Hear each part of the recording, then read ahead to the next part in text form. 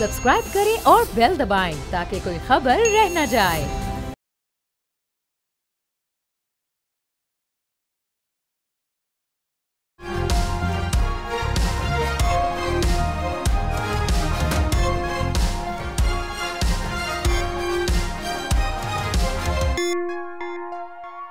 नाज़रीन अस्सलाम वालेकुम। डॉक्टर दानिश तब्दीली विद डॉक्टर दानिश के साथ हाजिर हैं। एक्सक्लूसिव मेहमान हैं आज हमारे साथ राना सनाउल्लाह साहब, वफाकी मुशीर बराए सियासी अमूर, minister of inter provincial coordination, अहम आदमी हैं, साबिक वफाकी वज़ीर दाखिला।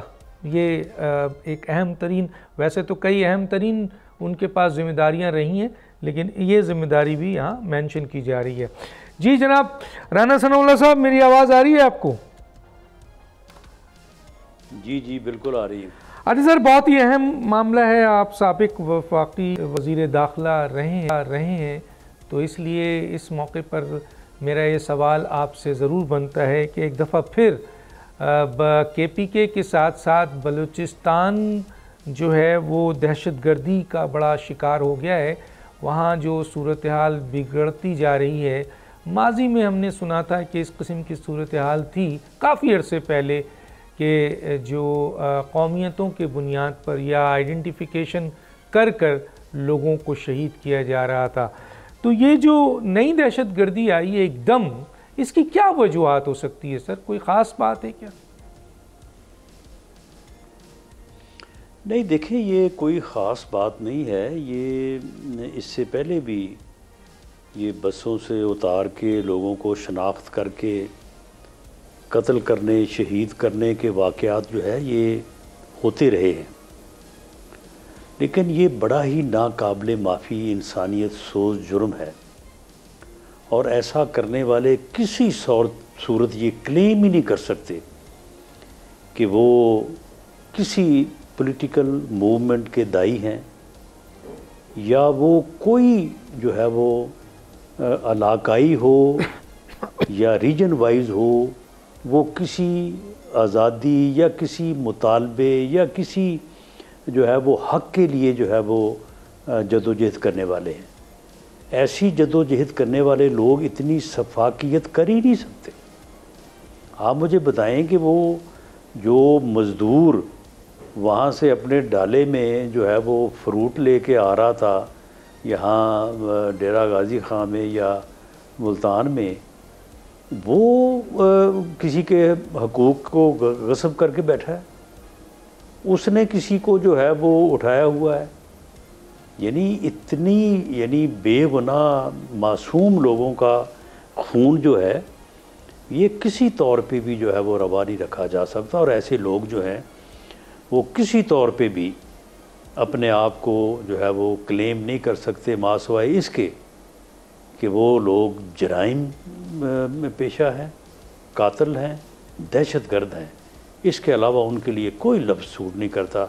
ये कोई मूवमेंट नहीं है, ये क्राइम है, क्रिमिनल्स हैं, और उनके ख़िलाफ़ जो है वो गवर्नमेंट को या लॉ एनफोर्सिंग एजेंसीज़ को अपनी भरपूर कोशिश जो है वो जारी रखनी चाहिए। अच्छा सर, माजी में भी बलूचिस्तान इशू के ऊपर ये सारी चीज़ें हुई जिसका जिक्र आपने कहा पहले भी होता था और बीच में गैप आ गया था।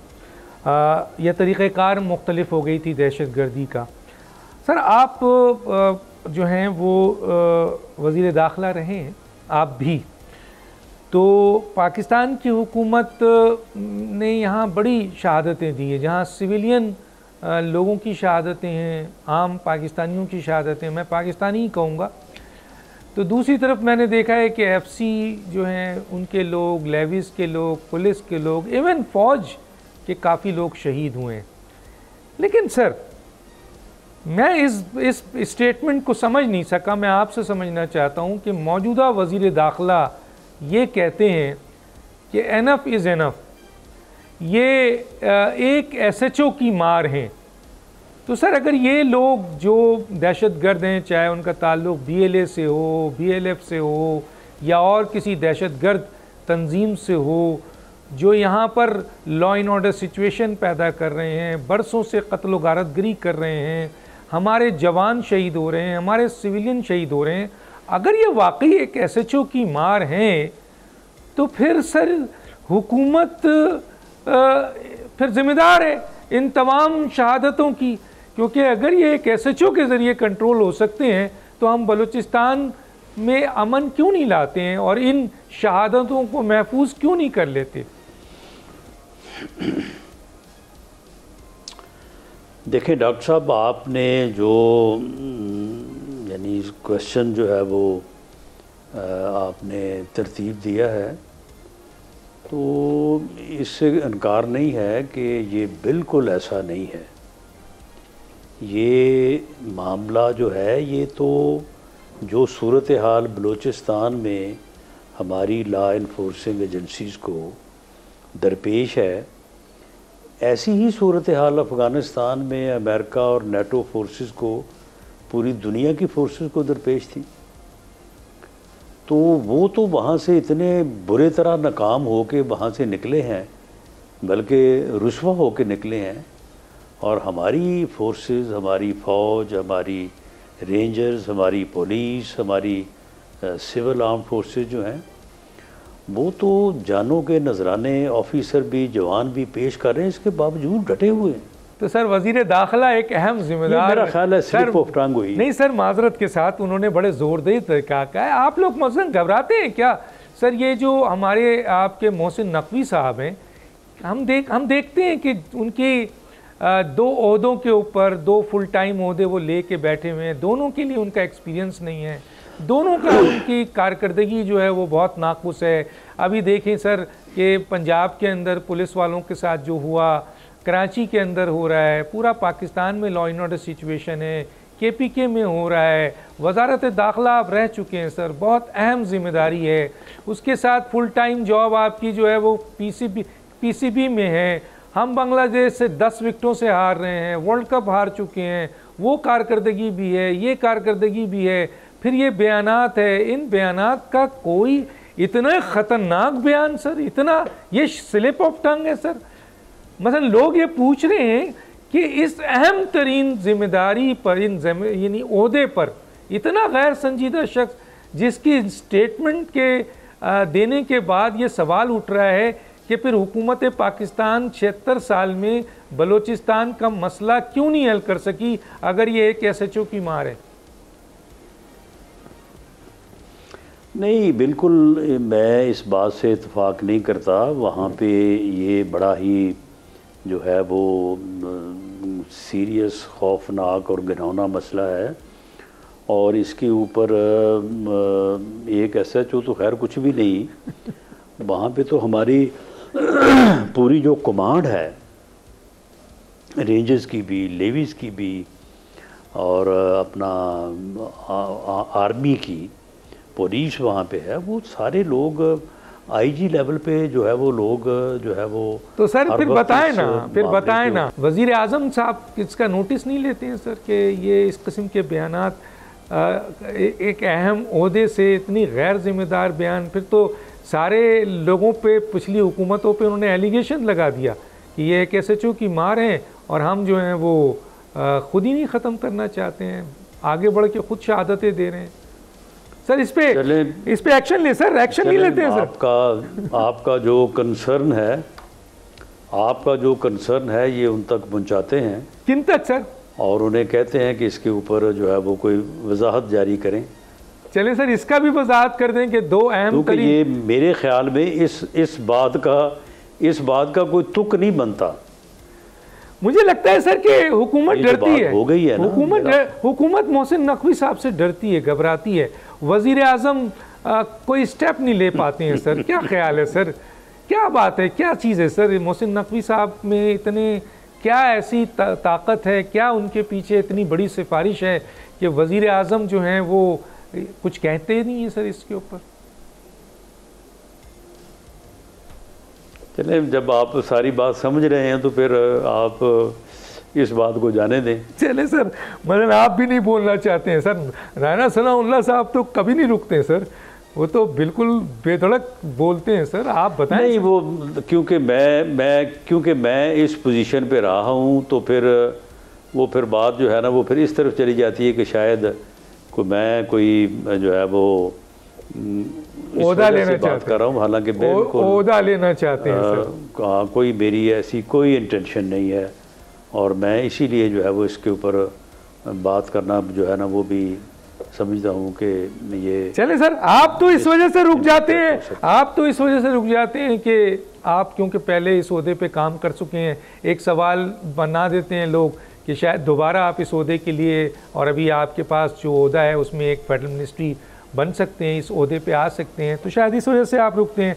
लेकिन सर हमने देखा है और मिनिस्टरों से भी हमने बात की है, लेकिन कोई जवाब नहीं देता। यहाँ तक कि प्राइम मिनिस्टर को भी हमने टेक्स्ट किया है इन इश्यूज़ के ऊपर, लेकिन इस इशू पे हमें कोई जवाब क्लियर नहीं मिलता है। लगता ये है कि बहुत ताकतवर शख्सियात हैं।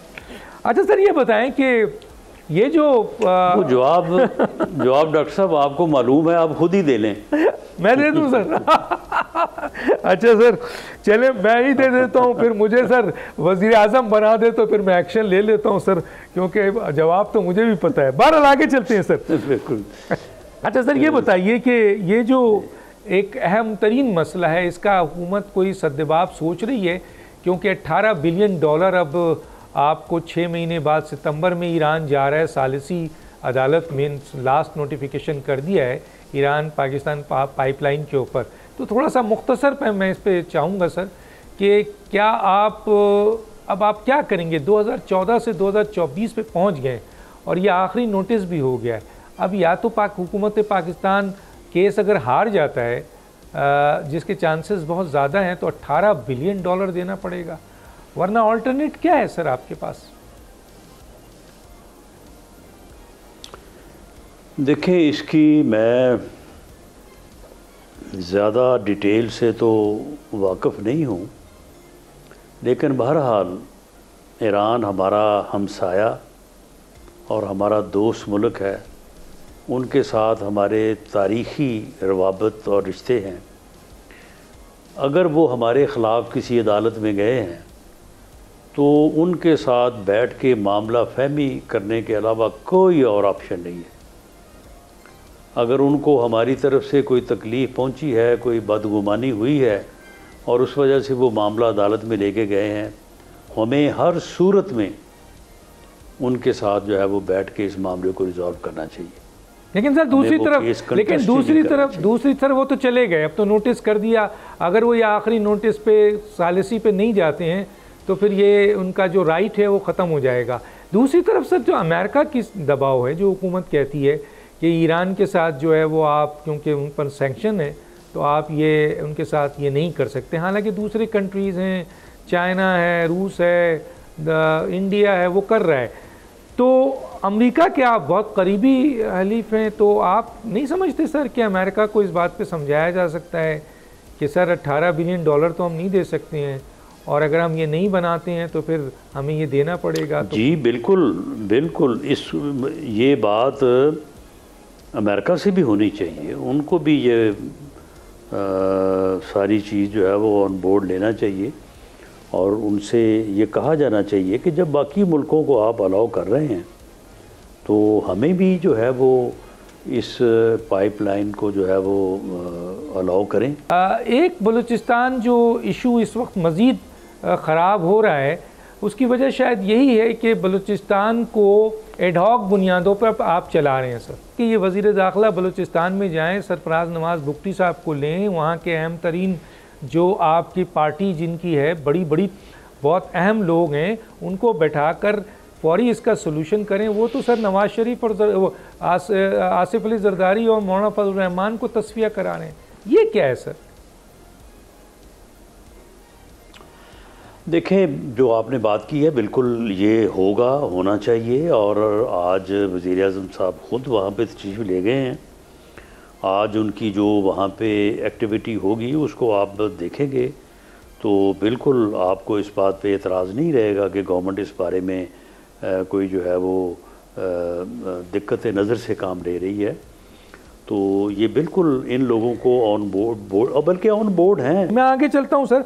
मौजूदा हुकूमत में देख रहा हूँ सर कि जो कि हुकूमत, फ़ौज और हुकूमत एक साथ मिलकर काम कर रहे हैं, स्पेशल इन्वेस्टमेंट फैसिलिटेशन काउंसिल। अच्छा सर, बड़ी अहम तरीन इस्लाहात भी ला रही है ये हुकूमत और पॉलिसीज़ भी बना रही है। पॉलिसीज़ सर 1-2 साल के लिए तो नहीं बनता है। माजी में पाकिस्तान में जो भी पॉलिसीज़ बनी, नई हुकूमत आई 3 साल बाद 4 साल बाद उसको उठाकर उसने डस्टबिन में फेंक दिया। जबकि दुनिया में हम देखते हैं या तो हुकूमतें बड़ी तादाद में रहती हैं, 15 साल रहती हैं, 10 साल रहती हैं। आप मोदी को देख लें, मनमोहन को देख लें, हसीना वाजिद को देख लें। तरक्की की एक बड़ी इंपॉर्टेंट हो कि एक हुकूमत का तसलसल रहे।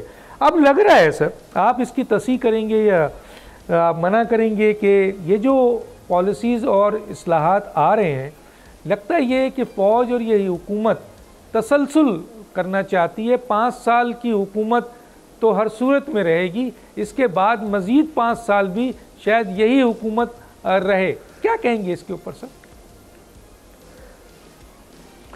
जी, आपके मुंह में जो है वो घी शक्कर। अगर 5 साल हुकूमत पूरे भी करे और अगले 5 साल भी जो है रहे, तो ये 10 साल में जो है वो इकॉनमी को हम टर्न अराउंड कर देंगे इंशाअल्लाह ताला।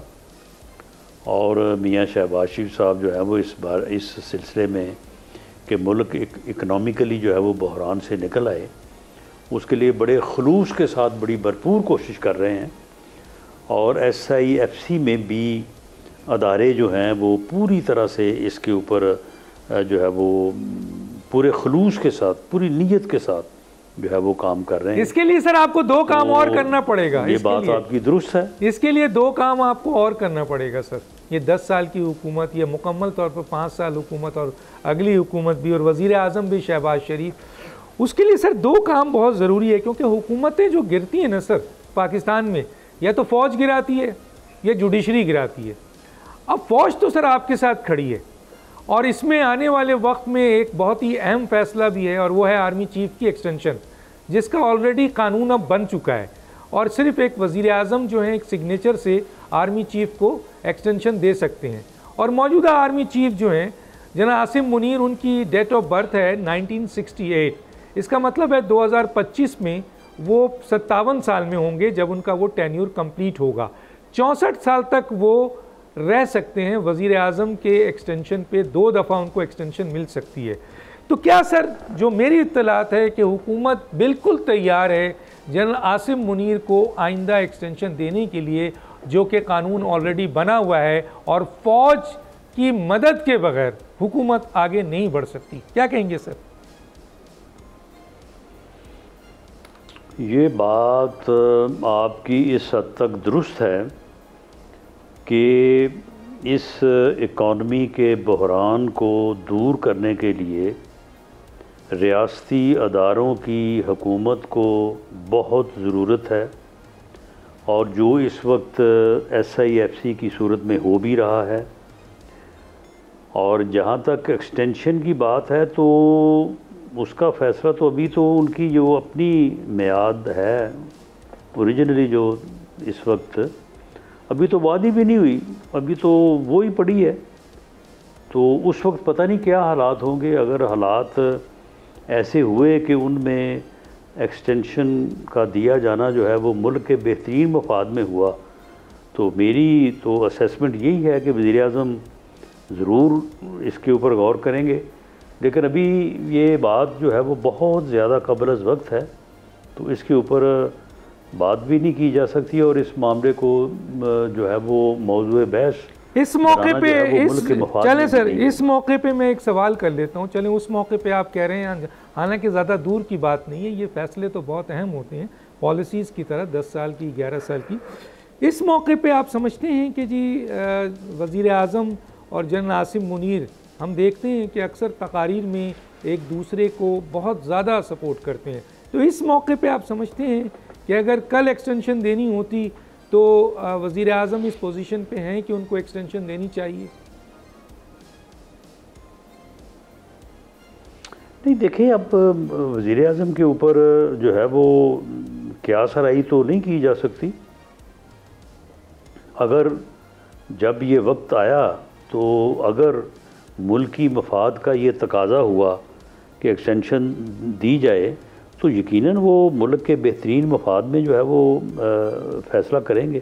ठीक है, लेकिन 1.5 साल पहले जो है वो क्यों कर फैसला कर पाएंगे? चले सर, मान लेते मैं ये करूँगा या नहीं करूँगा। चलें सर, आप मुशीर हैं सर, इंशाल्लाह बड़े अच्छे मशवरे देंगे। राना सना साहब, मैं आपको रोकूंगा, एक छोटा सा ब्रेक नाज़रीन, फिर वापस आते हैं।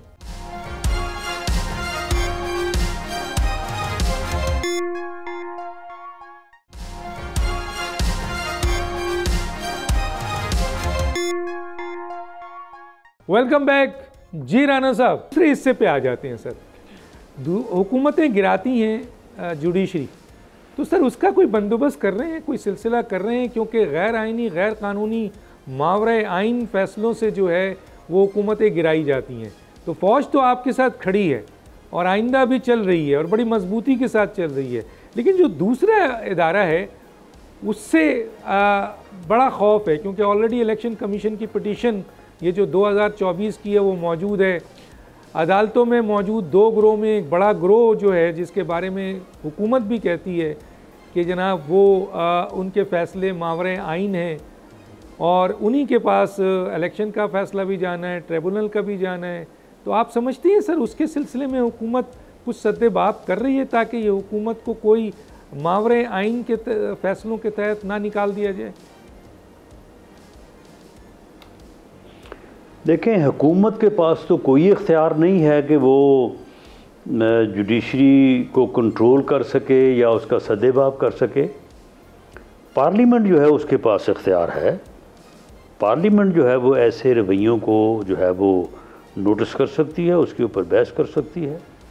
पार्लियामेंट जो है वो अगर खुदा ना खास्ता हमारी जुडिशरी जो है वो ग्रुपों में जो है वो बटी हुई है और ग्रुप जो है वो अपनी अपनी साइड के फैसले करते हैं, तो पार्लियामेंट इसके ऊपर बहस भी कर सकती है, इसके ऊपर रेजोल्यूशन भी कर सकती है और इसके ऊपर जो है वो कोई एक्शन भी अगर पार्लियामेंट लेना चाहे तो पार्लियामेंट से तो बढ़ के कोई अदारा नहीं है। लेकिन सर हमने सुना है कि हुकूमत, जाहिर है लॉ मिनिस्टर सर हुकूमत होते हैं, ठीक है सर, और जाहिर है काबीना जो है फेडरल गवर्नमेंट होती है वज़ीर आज़म को मिला के।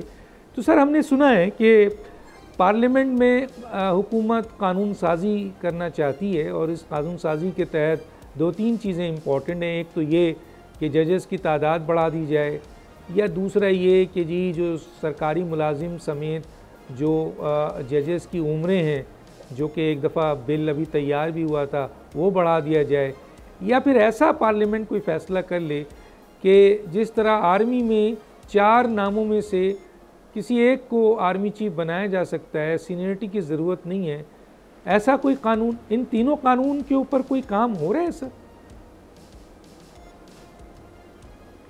देखिए, ये जो आप बात कर रहे हैं ना, ये आइन में अमेंडमेंट की बात है, ये कानून की बात नहीं है। कानून में इस तरह की बात इसलिए नहीं की जा सकती कि आइन में ये बड़ी सराहत के साथ दर्ज है कि चीफ जस्टिस की रिटायरमेंट के बाद जो प्यूनी जज होगा, यानी जो सीनियर मोस्ट जज होगा, वही जो है वो उसको सक्सीड करेगा। तो ये बात कानून में नहीं आ सकती। सर मैं आईनी तरमीम की बात कर रहा हूँ, मैं आईनी तरमीम की बात कर रहा हूँ पार्लियामेंट की। तो ये तो हमारे पास नंबर नहीं है, इसलिए ये मामला जो है ये गवर्नमेंट के ज़ेरे गौर नहीं है। अच्छा सर, ये बात भी की जा रही है कि इलेक्शन एक्ट 2017 का जो फैसला, जो तरमीम आई इलेक्शन एक्ट 2017 में जो रिज़र्व सीट के हवाले से, उसकी नोटिफिकेशन अगर इलेक्शन कमीशन कर देता है तो फिर पार्लियामेंट में अक्सरियत रहेगी इत्तेहादी हुकूमत की, इतनी होगी कि वो 179 आर्टिकल के एज के हवाले से सुप्रीम कोर्ट के, 195 एज के हवाले से हाई कोर्ट के, या सरकारी मुलाजिम का तो खैर वो सिंपल मेजॉरिटी से भी कर सकते हैं। तो क्या सर उस वक्त अगर इलेक्शन कमीशन नोटिफाई कर देता है रिज़र्व सीट का, जो पार्लियामेंट कर चुका है तरमीम, तो क्या आपकी 2/3 मेजॉरिटी उस पर नहीं बनती है सर?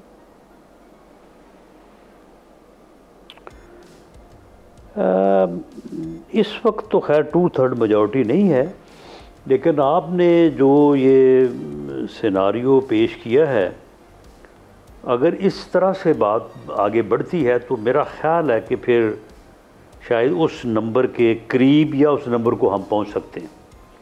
और पहुंच जाएंगे तो सर फिर आप ये जिसके ऊपर प्रेस कॉन्फ्रेंस कर भी चुके हैं इंफॉर्मेशन मिनिस्टर, एज के हवाले से सुप्रीम कोर्ट के जजेस की, जो माजी में भी हो चुका है, और ये राइट है पार्लियामेंट का कि वो कानून साजी करे, सरकारी मुलाजिम की एज बढ़ाए, जजेस की एज बढ़ाए, या जजेस की तादाद बढ़ाए, क्योंकि बड़ा लोड है सर सुप्रीम कोर्ट में। 58,000 पेंडिंग केसेस हैं और दूसरे केसेस में 24 लाख से ज़्यादा केसेस हैं। या तो सर जजेस की तादाद बढ़ाएं, या फिर कम से कम कॉन्स्टिट्यूशनल कोर्ट क्रिएट करें, या फिर आप जजेस की उम्र बढ़ाएं। तो क्या हुकूमत इस बारे में जो उसने कुछ इक़दाम किया था वो सोच रही है आगे, अगर 2/3 मेजॉरिटी मिल जाए सर आपको? देखिए, सोचने के ऊपर तो पाबंदी नहीं होती, हर आदमी अपने तौर पे सोचता रहता है, लेकिन इस वक्त गवर्नमेंट के एजेंडे पे ये कोई चीज़ नहीं है। गवर्नमेंट के एजेंडे पे या गवर्नमेंट के फ़ैसले की बात आप उस वक्त करेंगे जब ये मामला जो है वो कैबिनेट में पेश होने के बाद कैबिनेट इसकी अप्रूवल दे देगी। तो ऐसी कोई सूरत नहीं है इस वक्त। अच्छा सर, मैं आता हूँ एक अहम बात पे, और वो ये है कि इमरान खान साहब ने अभी हालिया बयान दिया कि ये हुकूमत 2 महीने की मेहमान है, और उन्होंने एक दफ़ा नहीं, इसको पुरज़ोर तरीके से अपने लीडर्स को भी कहा, जिन्होंने मुख्तलिफ मीडियाज़ में इस बात को ये स्टैंप लगाया सर। और ख़ुद इमरान खान ने जो रिपोर्टर्स वहाँ मिलते हैं उनको कहा कि ये हुकूमत तो 2 महीने से ज़्यादा नहीं चल सकती। अब सिर्फ 2 ही बुनियादों पे मैं उसी तरफ आ रहा हूँ फिर सर आपके पास, कि एक तरफ तो ये है कि फ़ौज गिरा दे या फ़ौज सपोर्ट कर दे अदम एतमाद के लिए या किसी और चीज़ के लिए, जो कि नज़र नहीं आता, क्योंकि फ़ौज तो आपके साथ खड़ी है और बड़ी डट के खड़ी है। दूसरा इदारा जो है सर, जिसमें अभी मावरे आइन फ़ैसला हुआ, 8 रुकनी बेंच ने जो फ़ैसला दिया, हुकूमत और सारे लोग उसके ख़िलाफ़ हैं, नज़र सानी पे भी गए हैं, उसमें तरमीम भी लाए हैं। तो सर ये जो इमरान खान को आगाही है या बड़ी श्योरिटी है, ये लगता ये है कि फ़ौज से तो उनको ऐसी कोई श्योरिटी नहीं है। तो क्या जुडिशरी की तरफ से उनको कोई ऐसी श्योरिटी दी गई है, क्योंकि ऑलरेडी एक पिटीशन भी पड़ी हुई है सुप्रीम कोर्ट में सर?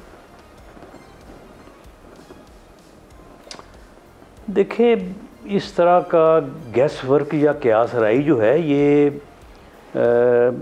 अदलिया के ख़िलाफ़ नहीं की जा सकती। इस तरह से तो फिर अदलिया को आप एक पार्टी बना देंगे और अदलिया को जो है वो हुकूमत मुखालफ ग्रोह का जो है वो हिस्सा बना देंगे। तो उम्मीद ये की जानी चाहिए कि ऐसी कोई सूरत हाल जो है वो अदलिया जो है वो नहीं करेगी, और ऐसा करना जो है वो मुल्क के मफाद में भी नहीं होगा। तो इसलिए फ़र्ज़ करने की बुनियाद के ऊपर और अगर की बुनियाद के ऊपर इतनी बड़ी बात जो है वो अदलिया के मुतल्लिक़ कर देना कि वो ये करने जा रही है माजी में, जबकि उसकी कोई एविडेंस नहीं है, तो मेरा ख्याल है कि ये बात शायद दुरुस्त नहीं है। माजी की बुनियाद पे सर के जब हुकूमत को गिराना होता है तो सर कोई जवाज़ पैदा कर दिया जाता है, पनामा निकाल दिया जाता है, या आपके यूसुफ रज़ा गिलानी को या खड़ा करके 1 मिनट की सज़ा दे दी जाती है। माजी में भी हुकूमतें गिराई गई हैं और अदलिया ने सर वैलिडेट भी किया है परवेज़ मुशर्रफ के गैर कानूनी अमल को। अभी 8 रुकनी बेंच ने जो फ़ैसला दिया है, ये फ़ैसला गैर आइनी गैर कानूनी है, पूरी दुनिया चीख रही है।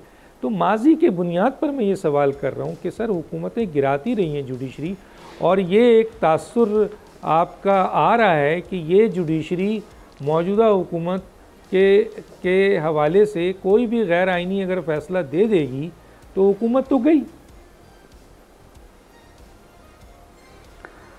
बहरहाल उम्मीद रखी जानी चाहिए कि ऐसा फ़ैसला नहीं आएगा, और अगर एक गैर आइनी फ़ैसला आता है तो पार्लियामेंट या हुकूमत जो है एक गैर आइनी फ़ैसले को एक्सेप्ट करने या उस पर अमल करने की पाबंद नहीं है। बहुत ज़बरदस्त बात की है सर आपने। ये बात इम्पॉर्टेंट हुई कि जी गैर आइनी गैर कानूनी फ़ैसला हुकूमत और पार्लियामेंट पाबंद नहीं है, इसके ऊपर काफ़ी जजमेंट भी है, और अभी रिसेंटली 2 सुप्रीम कोर्ट के जज ने भी कहा। बड़ी ज़बरदस्त बात कर दी सर। मैं आगे निकलता हूँ। तो इमरान खान साहब को जो खबर पहुँची है वो मेरा ख्याल है गलत पहुँची है कि 2 महीने में ये हुकूमत जा रही है। अब मैं आ जाता हूँ सर, इमरान खान साहब ऑक्सफोर्ड यूनिवर्सिटी का चांसलर का इलेक्शन लड़ रहे हैं सर, इसके ऊपर थोड़ा कमेंट्स करेंगे सर आप?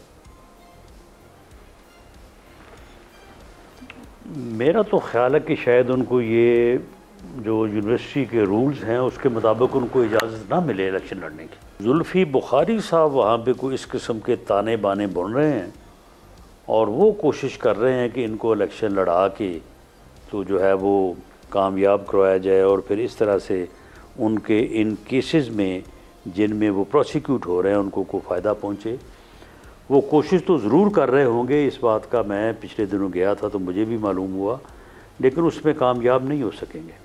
अच्छा सर, ये बताइए कि जनरल फैज़ क्या वादा माफ गवाह बनने के लिए तैयार हो गए हैं सर? जो इत्तला है, क्योंकि कोई इंफॉर्मेशंस आ रही हैं और उसके तहत सर जो जेलर हैं, सुप्रिटेंडेंट हैं, डिप्टी सुप्रिटेंडेंट हैं, कई और लोग हैं, उनकी गिरफ्तारी भी हो रही है या उनको हटाया भी जा रहा है, तो क्या वो तैयार हो गए हैं सर? आपकी इत्तला है, बड़ी अहम पोस्ट पे बैठे हैं सर, बाखबर आदमी हैं। मेरी असेसमेंट ये है, इंफॉर्मेशन नहीं है, कि जनरल फैज़ हमीद को जिन एक्ट आर्मी एक्ट के की जिन दफ़ात के तहत प्रोसिक्यूट किया जा रहा है उसमें शायद ये गुंजाइश नहीं है कि उनको वादा माफ गवाह बनाया जाए। क्या वो जो उनको इंक्वायर किया जा रहा है या प्रोसिक्यूट किया जा रहा है, आपकी इत्तला है कि उन्होंने वो तमाम अहम नेटवर्क जिसमें कई गिरफ्तारी भी हो रही हैं सर, हुकूमती इदारों में से भी और दूसरे इदारों में भी, तो आप ये बता सकेंगे कि सर उन्होंने उन तमाम नेटवर्क का, उन तमाम गैर कानूनी जो एक्शंस हो रहे थे और जो गठजोड़ था इमरान खान और जनरल फैज़ के दरमियान मुख्तलिफ़ किस्म का, जो ख़तरनाक कहा जा रहा है, उसकी आगाही दे दी है सर? नहीं, उसकी आगाही उनसे लेने की क्या ज़रूरत है, वो आगाही ऑलरेडी है। उस आगाही को लेने के बाद ही तो उनको तहवील में लिया गया है। डॉक्टर साहब, एक इतनी बड़ी पोजीशन पे रहने वाले फ़र्द को आप इस तरह से जो है वो हिरासत में या तहवील में नहीं ले सकते कि जो उससे इन्वेस्टिगेशन में मालूम करेंगे, उससे इंक्वायर करेंगे कि भाई आप क्या करते रहें। उन्होंने जो किया, जो उनके ख़िलाफ़ एलिगेशन है, जिसके ऊपर उनको चार्ज किए जाने का प्रोग्राम है, वो चीज़ें ऑलरेडी जो है वो वहाँ पे मौजूद होंगी, जिसकी बुनियाद के ऊपर जो है वो फैसला किया गया कि उनको तहवील में लिया जाए। तो फिर इमरान खान को फौजी, फिर इमरान खान को सर, फिर इमरान खान को जिनके बारे में कहा जा रहा है, न्यूज़ है कि बहुत ज़बरदस्त गठजोड़ था, तो उस सिलसिले में इमरान खान को फ़ौज अपनी तहवील में कब तक ले रही है? क्या ये फ़ैसला हो चुका है? क्या वो फ़ौजी अदालत में उनका केस चलेगा और फ़ौजी जेल में जा रहे हैं अडियाला से निकल कर? क्या देखें, उनको तहवील में लाने का इख्तियार तो मौजूद है, कानून में गुंजाइश भी मौजूद है, और अगर ये फिर असेसमेंट की बात है, कोई इसके ऊपर डेफिनेट बात जो है वो नहीं हुई, और DGISPR की प्रेस रिलीज़ के अलावा इस बारे में बाकी सारी जो है वो क्या सराहियाँ हैं, एनालिसिस हैं। हकीकत वही है जो उन्होंने अपने जो है वो अपनी प्रेस रिलीज़ में कही है, जिसमें उन्होंने कहा कि उन्होंने पोस्ट रिटायरमेंट भी जो है वो कुछ ऐसे जराइम किए हैं जो काबिल मुआवजा है आर्मी एक्ट के तहत। आप देखें, अगर ऐसा हुआ है कि ये इल्ज़ाम है या इस बारे में प्रोसिक्यूट किया जाएगा कि जनरल फैज़ ने जो है वो फ़ौज के अंदर कमांड के ख़िलाफ़ म्यूटनी या कमांड को अंडरमाइन करने की जो है वो कोशिश की है, और ये कोशिश की है कि आर्मी में तकसीम आ जाए, तो ये तो बड़ा सीरियस ऑफेंस है आर्मी में। इसके बगैर तो इसमें कोई किसी किस्म की गुंजाइश हो ही नहीं सकती, वरना आर्मी एक डिसिप्लिन्ड फोर्स के तौर पे कायम नहीं रह सकती। चलें सर, अडियाला जेल तो सर आपके अंडर में आता है। अगर ये एलिगेशन है तो फिर जनरल फैज़ साहब ने कोई सारा कुछ अकेले तो ना कर लिया, उसके साथ एक पॉलिटिकल कुव्वत और एक जमात और लोग होंगे ना जिनके साथ उन्होंने ये किया, तो यकीनन जो लोग भी होंगे वो उनको उनके साथ प्रोसिक्यूट। फौज ने हुकूमत से रब्ता किया है सर? बस आखिरी सवाल सर, फौज ने हुकूमत से बाज़ाब्ता राब्ता किया है जी कि नहीं। इमरान खान को हमारे हवाले किया जाए अडियाला जेल से अब फौजी जेल में जाने के लिए? जी नहीं, बिल्कुल नहीं, इस बारे में कोई राब्ता नहीं किया और कोई राब्ता करने की ज़रूरत भी नहीं है। अगर उसे अपनी तहवील में लेना है तो उनकी कस्टडी जो है वो हुकूमत के पास नहीं है, उनकी कस्टडी जो है वो अदालत के पास है जहाँ पे उनके केसेस चल रहे हैं। तो उन अदालतों से रुजू किया जाएगा और वहाँ से परमिशन लेके उनको तहवील में लिया जा सकता है। अच्छा, आखिरी सवाल सर, लगता है ये कि नवाज़ शरीफ साहब की सियासत अब ख़त्म हो चुकी है, ये कितना अहम जुमला है सर आपके सामने? नहीं डॉक्टर साहब, PMLN में मियां नवाज शरीफ की जो पर्सनैलिटी है, उनकी जो शख्सियत है, उनकी जो लीडरशिप है, उसके ऊपर बड़े गहरे असरात हैं।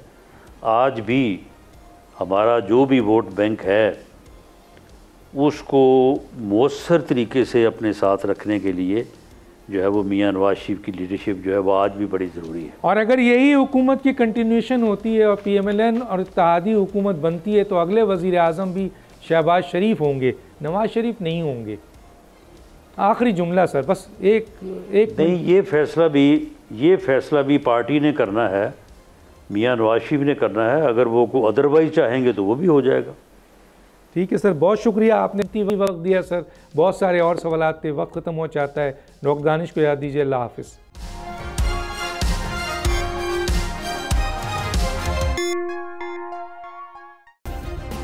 सब्सक्राइब करें और बेल दबाएं ताकि कोई खबर रह न जाए।